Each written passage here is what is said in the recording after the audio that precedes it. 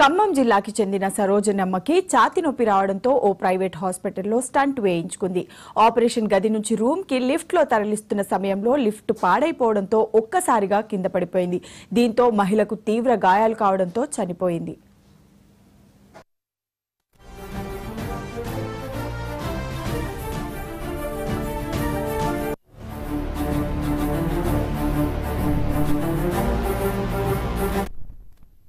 చేసేది బయటకు వచ్చి బయటికి రాకుండా మేము అక్కడ ఒక టీవీ లాంటిది ఒకటి పెట్టారు. అక్కడ దాంట్లో మాకు ఐసీయూ స్టిక్ చేస్తుంటే ఒక బాయ్ ఏమో లోపలికి వెళ్ళి లిఫ్ట్ లోపలికి వెళ్ళారు. మేము ఒక ఆయన బయట ఉంటాం, మమ్మల్ని రమ్మంటే మేము పైన ఉంటాము, మీరు రాండి అని చెప్పేసి మెట్ల మీద పోతే అది లిఫ్ట్ దిగి బడబడ సౌండ్ వచ్చి మేము కిందకి పైకి తీయకుంది.